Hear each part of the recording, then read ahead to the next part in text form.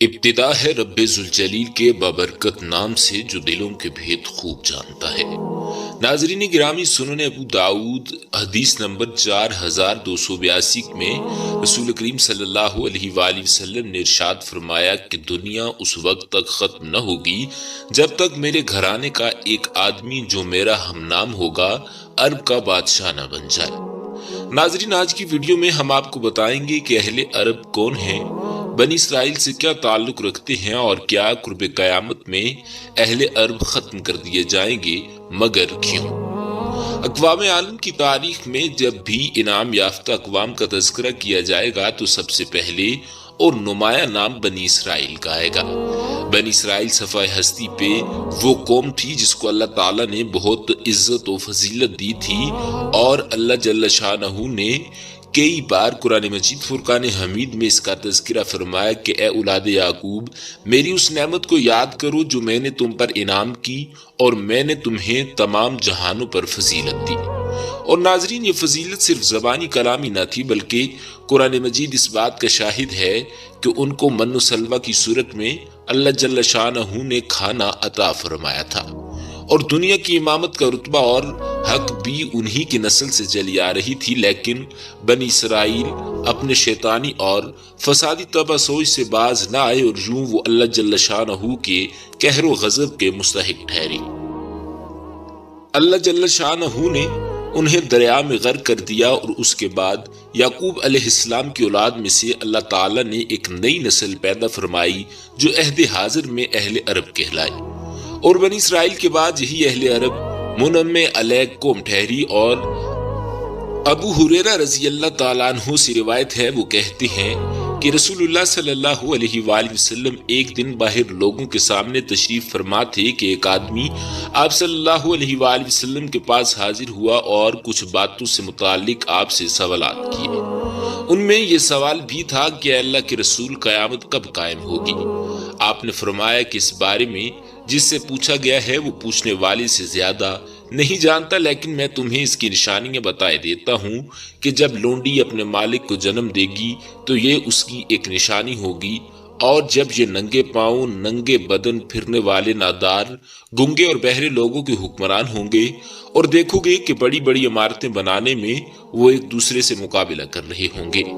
ایک شخص نے پوچھا کہ نادار، ننگے بدن اور ننگے پاؤں پھرنے والوں سے کون لوگ مراد ہیں؟ تو آپ علیہ السلام نے فرمایا کہ یہی بے نوا عرب۔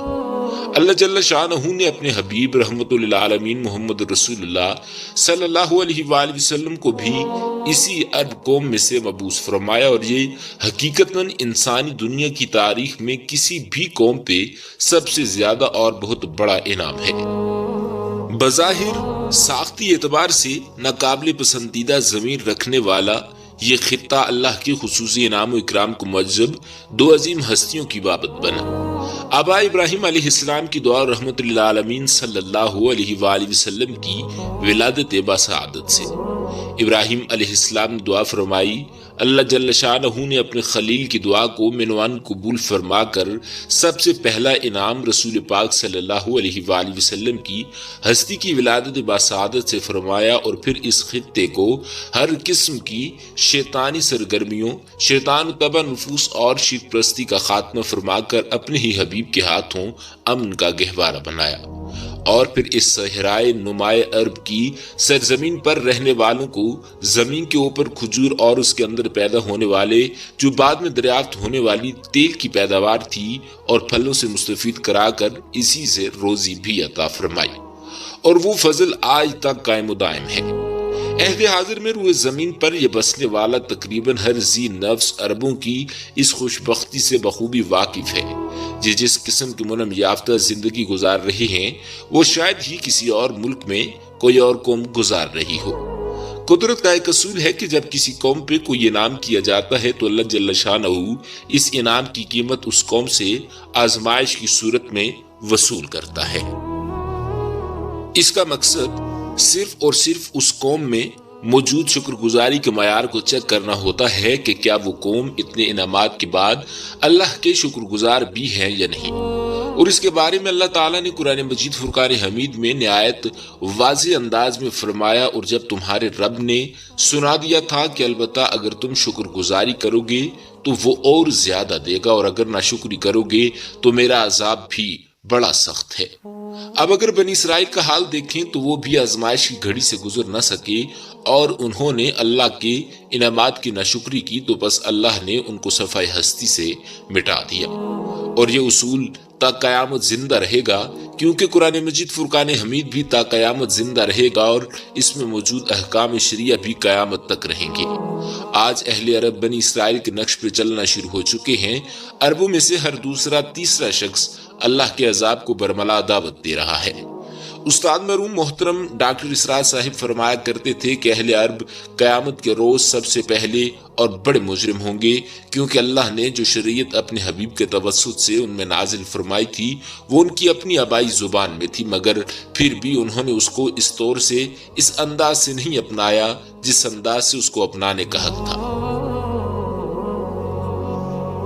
اب بنی اسرائیل کی طرح اور ان کے بعد اہل عرب اللہ جل شانہ کے غضب کا شکار ہونے والے ہیں۔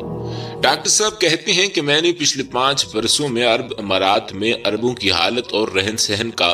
اپنی بساط بھر کے موافق بڑے غور سے مشاہدہ کیا۔ عرب اپنے رہن سہن کے اعتبار سے مغربی معاشرے سے کسی قدر کم نہیں، بلکہ یہ کہنے لگا ہوں کہ میں حق بجانب ہوں گا کہ عرب معاشرہ مغربی معاشرے سے بڑھ کر ہے۔ دنیا اسلام میں اہل عرب دینی اور شریعت محمدی صلی اللہ علیہ وآلہ وسلم کے توسط سے بہت معتبر اور دین پرست تصور کیے جاتے ہیں، مگر نہایت معذرت کے ساتھ اپنے ذاتی مشاہدے کے بعد میری نظر میں عہد حاضر میں اہل عرب اپنے اعمال کی معجب، منافق، عیاش پرست اور بد تہذیب قوم ہے۔ اسلامی عقیدے کے مطابق جس دن اللہ تعالیٰ تمام مردوں کو زندہ کرے گا اور پھر ان سے ان کے تمام نیک و بد اعمال کا حساب لے گا، اور جس کے اعمال اچھے ہوں گے اس کو جنت ملے گی، اور جس کے اعمال برے ہوں گے اس کو دوزخ ملے گی، اس دن کا نام یوم قیامت یا یوم آخرت ہے۔ قیامت سے قبل پے در پہ کئی نشانیاں ایسے ظاہر ہوں گی جیسے ہار کا دھاگا ٹوٹنے پر مسلسل دانے گرنے لگتے ہیں۔ جب یہ علامتیں ہو چکیں گی تو سخت قسم کا عذاب شروع ہو جائے گا، اور اس میں سخت آندھیاں آئیں گی، آسمان سے پتھر برسیں گے،